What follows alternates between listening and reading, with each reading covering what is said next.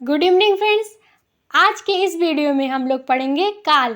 काल किसे कहते हैं, ये कितने प्रकार के होते हैं, इन सभी को हम इस वीडियो में समझेंगे। तो चलिए हम लोग शुरू करते हैं।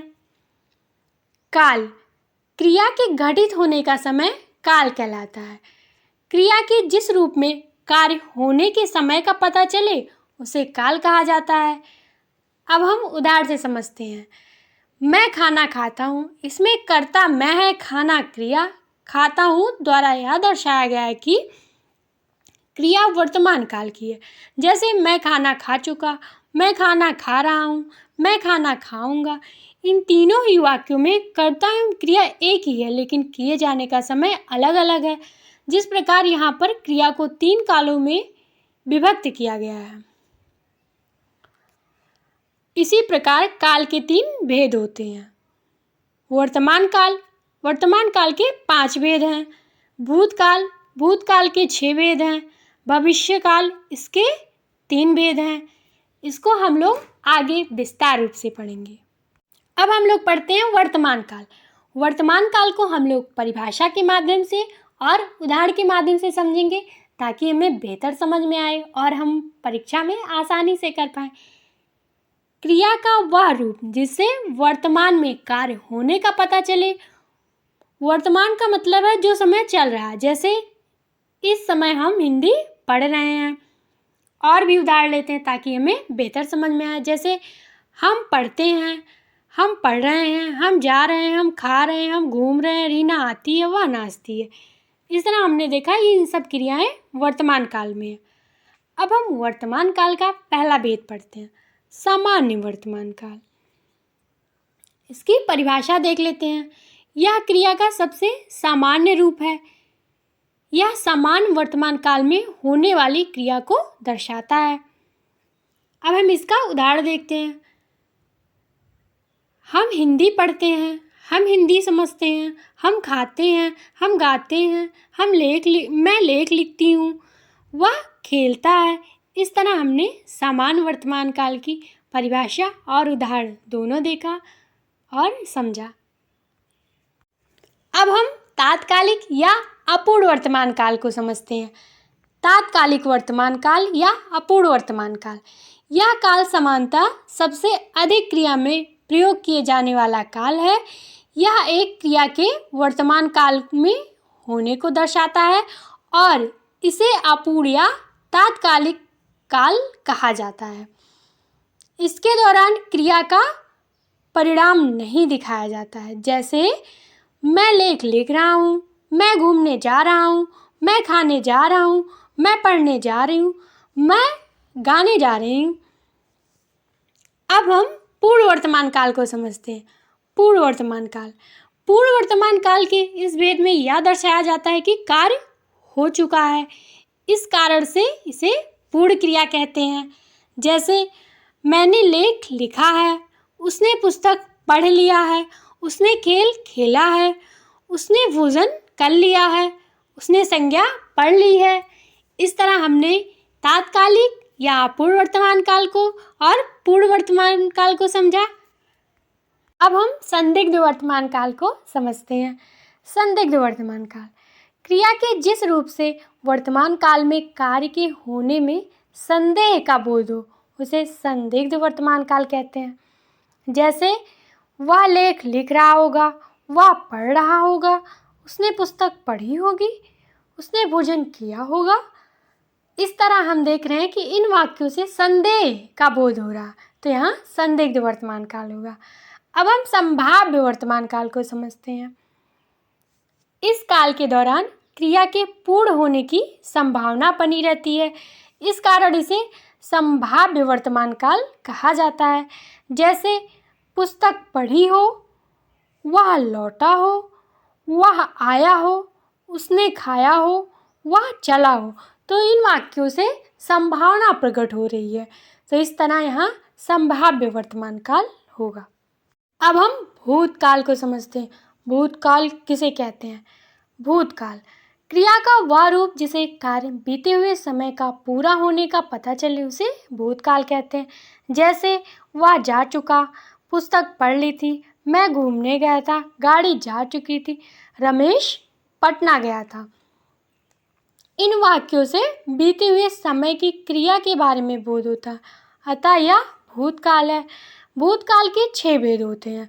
6 प्रकार के भूत होते हैं: सामान्य भूतकाल, आसन्न भूतकाल, पूर्ण भूतकाल, अपूर्ण भूतकाल, संदिग्ध भूतकाल, हेतु मध्य भूतकाल।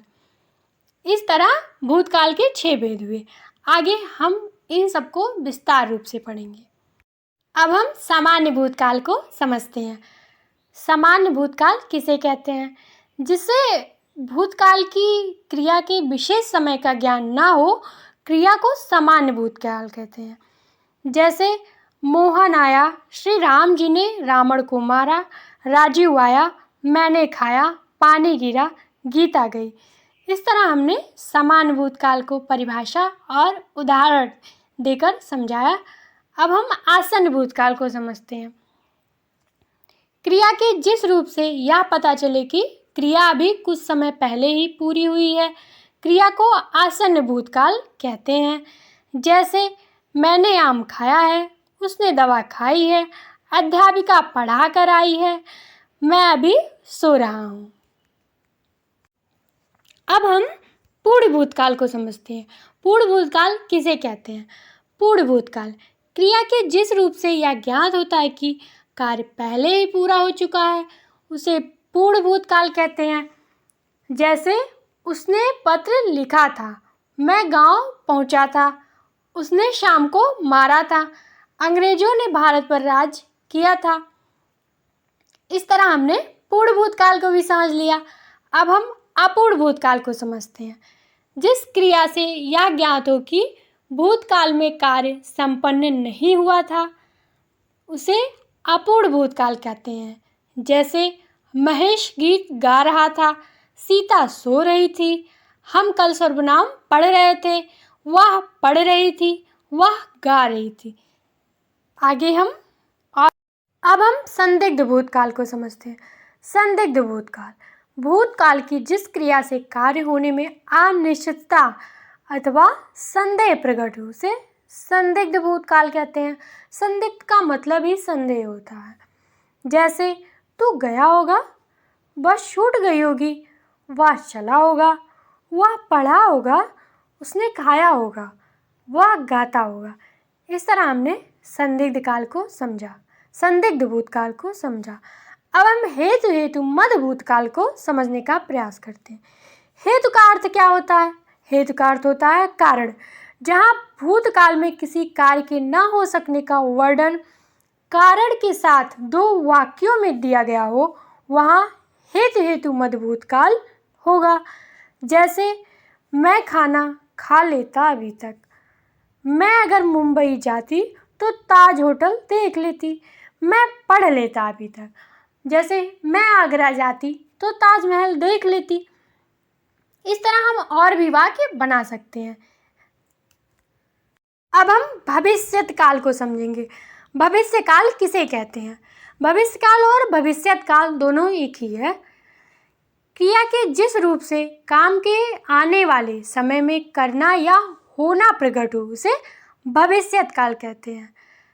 वह जाएगी, हम पढ़ेंगे, हम घूमने जाएंगे, हम खाएंगे। इस तरह हमने भविष्यत काल को समझा, जिसे भविष्य काल कहते हैं।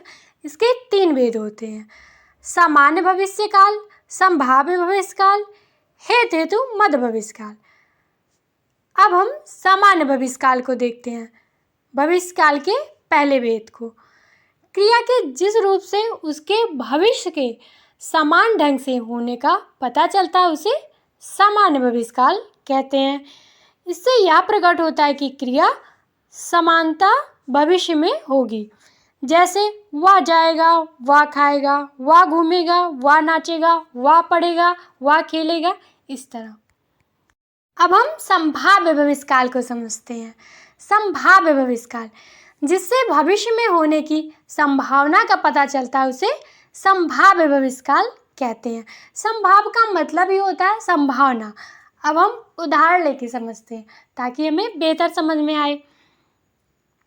शायद माँ कल लौटेंगी, शायद चोर पकड़ा जाए, परीक्षा में शायद मुझे अच्छे अंक मिले प्राप्त हो सकता है कि मैं इस बार सफल हूँ।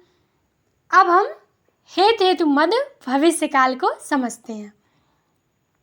हेत हेतु मद भविष्य काल, क्रिया के जिस रूप से एक कार्य का पूरा होना दूसरी क्रिया पर निर्भर हो उसे हेत हेतु मद भविष्यत काल कहते हैं। भविष्यत काल और भविष्य काल एक ही है। अब हम उदाहरण से समझते हैं, जैसे वह आए तो मैं जाऊं, जो कमाए सो खाए, वह पढ़े तो सफल हो, विद्यार्थी पढ़े तो परीक्षा में उत्तीर्ण हो। इस तरह हमने तीनों काल को समझा, उसके परिभाषा के माध्यम से उदाहरण लेके समझा, उसके जितने भेद थे उसको समझा, उसको उदाहरण लेके परिभाषा के माध्यम से हर तरह से हमने समझने का प्रयास किया। आपको जो जहाँ पे ना समझ में आ आप हमें कमेंट कीजिए, तभी हमें पता चलेगा कि हमने कैसे पढ़ाया है।